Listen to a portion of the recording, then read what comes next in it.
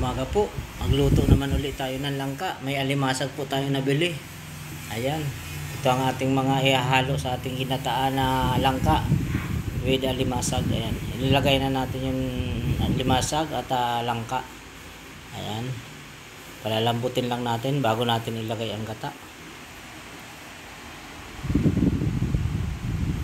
Ayan. Magpiga na tayo ng nyug. Pigayin na natin to, guys. Ayan. Halo-haloin lang natin. Pinalambot natin at ayan na. Luto na. At bigyan lang natin tong kapitbahay natin. Ayan, humingi ng luto natin. Ayan, guys. Ayan. Ayan ang limasag na may langka. Ayan, guys, oh. Kitang-kita nyo na, nakakatakam. Kung nagustuhan yung video natin, pwedeng paki-like naman at pwedeng i-share at paki-follow na rin ang ating page. Yan. Pando Llamas. Ayan po. Malinamnam ang ating gulay. Lasan-lasang alimasag. Ayan, kain po tayo ng ating tanghalian. Yan ang ating ulam.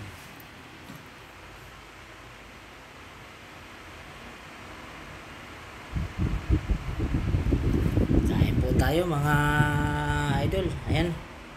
Mayroon pa tayo natirang bahaw dito at kainin muna natin. Ayan. Kumuha lang tayo ng ilang piraso para ayan, matikman natin ang lasa ng langka at may alimasag, mga idol. Ayan. Mga nakaraang araw wala pala tayo na-upload. Bumiyahe tayo sa truck.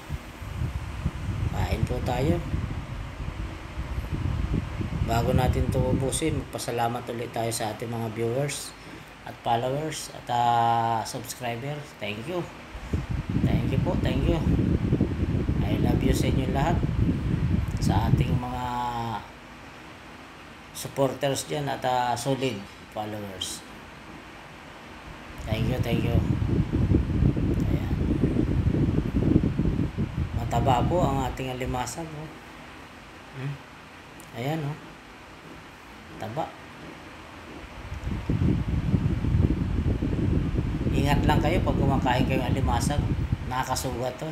Pag nagkamali kayo dito, sugat ang kamay nyo. Kaya pag ako yung bumibili noon dati ng alimasag, kumakain yung mga anak ko, hinihimayan ko sila. Dahil nasusugat sila pag sila, oh. Ayan, matusok sila. Matalim kasi ang shell nito.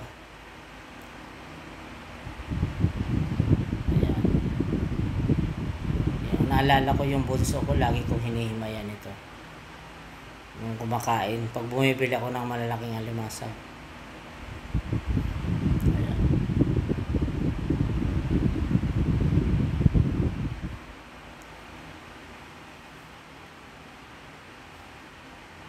Kain po tayo, kain.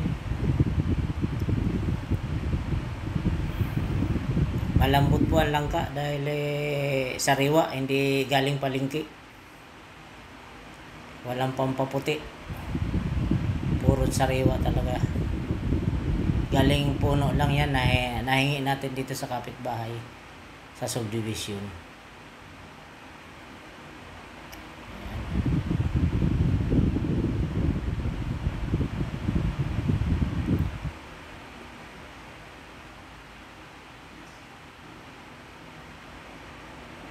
Thank you po. Ayan, naubos na natin.